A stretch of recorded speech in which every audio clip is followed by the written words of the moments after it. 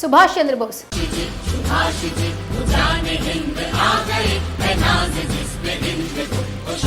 భారత స్వాతంత్ర ఉద్యమంలో అతనకు ఉప్పెన. ఆంగ్లేయ పాలకులను గజగజలాడించిన పోరాట యోధుడు.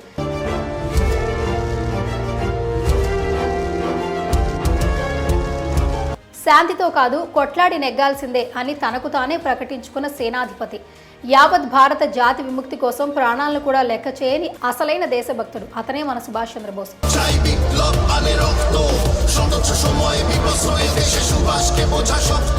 సుభాష్ చంద్రబోస్ పేరు వింటేనే ఒక వైబ్రేషన్, ఆయన గురించి వింటుంటే ఒక ఎమోషన్. అంతటి ఘనచరిత్ర కలిగిన స్వాతంత్ర సమరయోధుని చావు కూడా ఇప్పటికీ ఒక మిస్టరీ అంటే అతిశయోక్తి కాదు. అసలు సుభాష్ చంద్రబోస్ ఎవరు, ఆయన చరిత్ర ఏంటి, ఇప్పుడు తెలుసుకుందాం. నేతాజీ సుభాష్ చంద్రబోస్ జనవరి 23, 1897 కటక్లో జానకీనాథ్ బోస్ మరియు ప్రభావతి దేవి దంపతులకు జన్మించారు. 8 మంది సోదరులు మరియు 6 సోదరీమణులలో సుభాష్ 9వ సంతానం.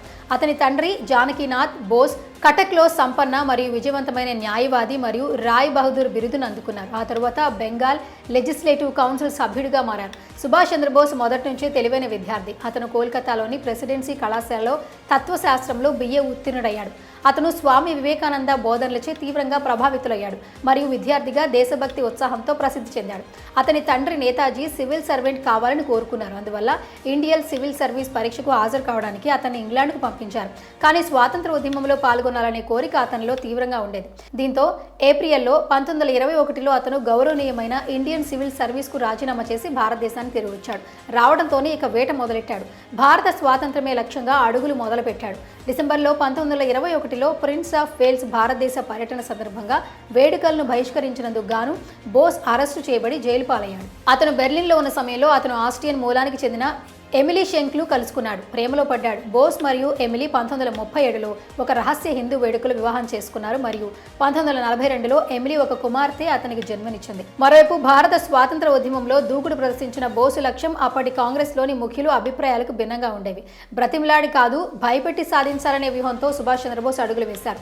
ఇక దూకుడు స్వభావం వంట పట్టని గాంధీ మరియు మిగతా నేతలు బోస్ను విభేదించారు. దీంతో కాంగ్రెస్తో సంబంధం లేకుండా ఒంటరి వ్యూహాలకు వదిలిపెట్టాడు బోస్. దీంతో బ్రిటిష్ పాలకులను కొరకరా కోయగా మారాడు బోస్. అనేక మంది బ్రిటిష్ పాలకులకు నిద్రలేని రాత్రులను మిగిల్చాడు. అయితే అదే సమయంలో వచ్చిన రెండో ప్రపంచ యుద్ధంలో బ్రిటిష్ వారికి మద్దతు కావాలనే కాంగ్రెస్ నిర్ణయాన్ని బోస్ తీవ్రంగా వ్యతిరేకించారు. సామూహిక ఉద్యమాన్ని ప్రారంభించాలనే లక్ష్యంతో బోస్ భారతీయులు తమ హృదయపూర్వకంగా పాల్గొనాలని పిలుపునిచ్చారు. నాకు రక్తం ఇవ్వండి మరియు నేను మీకు స్వాతంత్రం ఇస్తా అనే పిలుపుతో అద్భుతమైన స్పందన ఇచ్చాడు. 1941లో సుభాష్ ప్రణాళికాబద్ధంగా తప్పించుకుని పెషావర్ మీదుగా డొంకదారిలో జర్మనీలోని బెర్లిన్ చేరుకున్నాడు. అతని ప్రయత్నాలకు జర్మన్లు తమ పూర్తి మద్దతును అతనికి హామీ ఇచ్చారు. దీంతో ఒక ప్రత్యేకమైన ప్రైవేట్ సైన్యాన్ని తయారు చేసుకుని దేశభక్తి కోసం బయలుదేరాడు. సింగపూర్ నుంచి ఇతర ఆగ్నేసియా ప్రాంతాల నుంచి రిక్రూట్ చేయబడిన 40,000 మంది సైనికులకు నాయకత్వం వహించి దానికి అతను ఇండియన్ నేషనల్ ఆర్మీ అని నామకరణం చేశాడు. ఇక యుద్ధం మొదలుపెట్టిన సుభాష్ చంద్రబోస్ బ్రిటిష్ వారి నుంచి అండమాన్ మరియు నికోబార్ దీవులను స్వాధీనం చేసుకునేందుకు నాయకత్వం వహించాడు మరియు దానికి షహీద్ మరియు స్వరాజ్ దీవులుగా ఉన్నారు. స్వాధీనం చేసుకున్న భూభాగాల్లో తాత్కాలిక ఆజాద్ హిందూ ప్రభుత్వం నెలకొల్పాడు.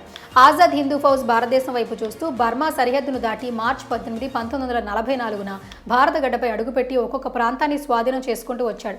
అయితే దురదృష్టవశాత్తు ప్రపంచ యుద్ధం యొక్క ఆటుపోట్లు, జపాన్ మరియు జర్మన్ దళాలు లొంగిపోవడం కారణంగా తన ఆపరేషన్ ని కొనసాగించలేకపోయాడు. తిరోగమనం తరువాత నేతాజీ రహస్యంగా అదృశ్యమయ్యాడు. అతను సింగపూర్కు తిరిగి వెళ్లి ఆగ్నేసియాలోని అన్ని సౌకర్య కార్యకలాపాల అధిపతి షీల్డ్ మార్షల్ హిసాచి తౌరాచిని కలుసుకుని అతను టోక్యో విమానాన్ని ఏర్పాటు చేశాడు. ఆగస్టు 17, 1945 సైగన్ విమానాశ్రయం నుంచి విమానంలో బయలుదేరాడు. అయితే టేకాఫ్ అయిన కొద్దిసేపటికే బాంబర్ కూలిపోయిందని, ఈ క్రమంలో బోస్కు 3rd డిగ్రీలో తీవ్ర గాయాలయ్యాయని, ఆ తర్వాత బోస్ సాధువుగా మారారు అని లేదా ఆ ప్రమాదంలోనే ఆయన చనిపోయారని రకరకాలుగా వార్తలు వచ్చాయి.